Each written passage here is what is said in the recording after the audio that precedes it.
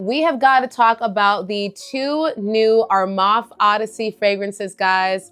I am very excited to finally have these in hand, and I've got some thoughts. So let's talk about what they are, what they smell like, which would be good or bad for which kind of person. We're gonna get into all of it. Grab a seat, let's get started. We're gonna start it off with the one that I wish I had when I was 16 years old, Odyssey Pink Pop. The way that this bottle looks is exactly how the perfume smells. This is a straight up, mass appealing, sweet, fruity, juicy, delicious, appley type of scent that does still have some florals in the heart, but not enough florals to where I think a 16-year-old wouldn't still love to wear this. But the florals do add just a little bit of body to the actual fragrance, so that it's not just like a complete straight up, juicy apple scent, but it's pretty much a straight up juicy apple scent, especially in the opening. Now, as it starts to dry down, of course, you get a tad bit more of the florals, and it definitely becomes more musky, but it still, to me, remains a very, very sweet, juicy fragrance with a dose of florals and a good amount of musk. When I read that there was coconut, I was very surprised. I don't think that the coconut is very strong. It just adds a slight nuance to the overall scent profile, but I would not consider this to be a tropical fragrance, in my opinion. And the dry down, you're really gonna get a lot more of that musk, a little bit of the amber and the vanilla. It's quite lovely. If you're looking for a sweet, fruity, mass appealing DNA kind of fragrance that you wanna wear this spring or summertime, that's gonna have great longevity and projection. I get at least 7 hours of wear with this one. And if you're looking for one of those perfumes that you don't have to think about it, you know what I mean? It's not complicated. Even though I wouldn't consider it to be strictly linear, it's not an overly complicated type of DNA. I feel like when I smelled it,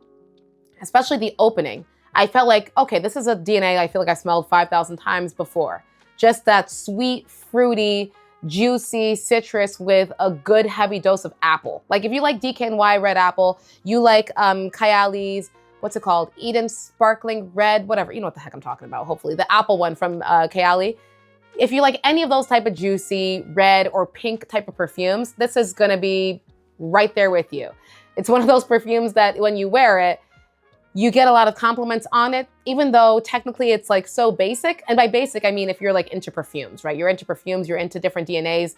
It's a very basic type of smell. It's not like it's the most unique, earth-shattering thing of all time. I don't think they were trying to recreate the Mona Lisa with this one. I think they were just trying to give us a good, fun, sweet, fruity fragrance that's not so linear, that has a little bit more going on so that you can feel like you're wearing something that's a bit more elevated, but you wear it out into the real world and people are just gonna think that you smell like a nice, sweet, delicious candy. So, Odyssey Pink Pop. And in terms of the packaging, super fun, super catchy. I love the colors. I got no beef with it.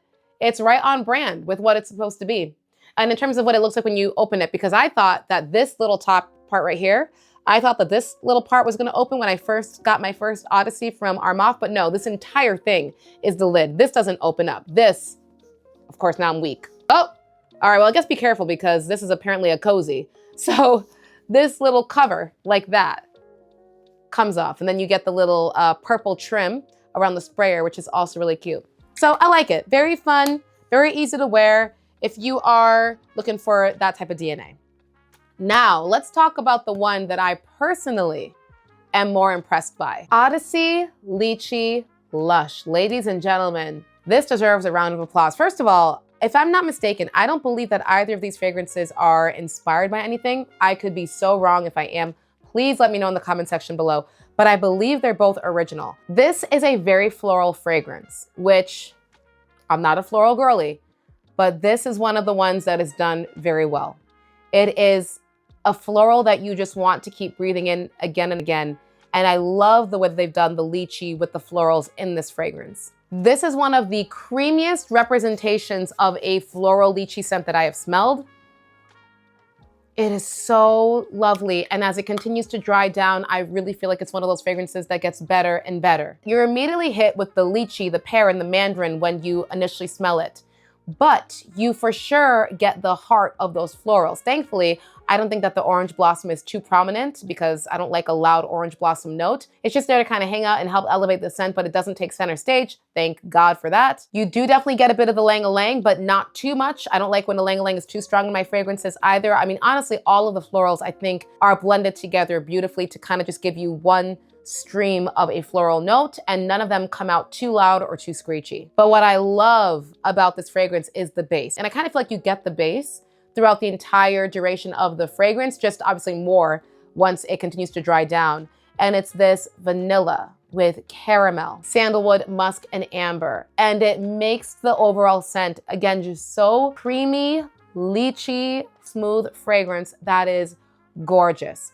This is a scent for someone who wants a sweet lychee scent, but they don't want it to just be like the Odyssey Pink Pop that I talked about. Because even though that one has florals, I still feel like it is a, you know, again, a mass appealing, sweet, fruity kind of scent profile. This is like, no, we have florals and we want those florals to be dominant. Like we want them to be playing a co-star with the lychee, not just slightly elevating it. Like they are there and they're not shying away from being there. You can smell those florals and it's beautiful. But again, because you have that base of the vanilla with the caramel, the musk, and the amber, it just adds that extra smoothness to it. It kind of imagine this as if someone were to grab those florals, they're dried florals, you put it in a blender and you add in vanilla cream, you add in musk and amber, and you blend all of it together, and you then add that into like some pureed lychee.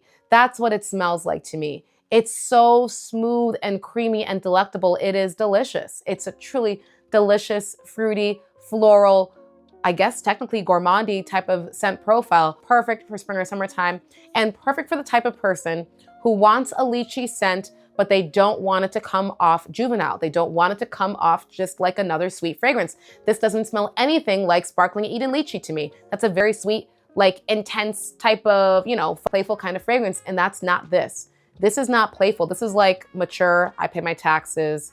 I still am a sweet girl, but I got more going on. I got some depth to me. I'm a bit more serious. Like you can sit down and have a conversation with me. Like if you're the type of person who doesn't want to wear, you know, those type of overly sweet candy fragrances, you want your fragrances to have more elegance to them. This is one of those. Like this feels more mature in that way, but it's still very mass appealing. It's still very sweet and easy to wear. Because of how creamy smooth it is, it doesn't come out too strong or punchy. It's very modern, and I really, really enjoy that. Again, I have nothing like this in my collection.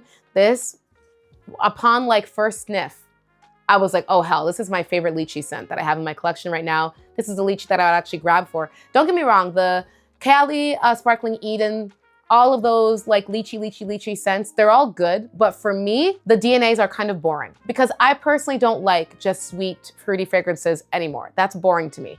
I only wear those fragrances if I'm layering it with something. This is a lychee sweet fragrance that I could wear on its own and be totally satisfied with the overall journey and expression of the scent. I am a big, big fan of this one. I still think that the Pink Pop will be the more mass appealing one. They're both very mass appealing, but I just think people like sweet, sweet stuff, and that's what this is gonna give you. This one, again, is for someone who's looking for sweet, but calm down, a bit more mature, with a bit more going on. I mean, even the packaging to me says that. This is more, you know, simple, more refined. It's trying to come off elegant. This is like, yeah, let's go out and have a good time, eat some lollipops, woo! So, you know, which one you like more is just gonna depend on what your particular vibe is, but Odyssey Litchi Lush, yeah, this one is for me. So honestly, both of these two releases I think are fantastic. They're both very good. I can see people enjoying both of them. Also layered. If you want to sweeten up the Litchi Lush, layer these two together. I've tried putting the lychee down as my base, topping it off with the sweet, sweet Odyssey. Fantastic. They really go well together as well. I got nothing bad to say about them. I think that these are two of the best Armaf fragrances that they've released. And again, if they are original fragrances, if that is true, fantastic, fantastic work. So let me know if you guys are gonna be interested in trying out either of these, and I will see you guys back tomorrow for our next episode.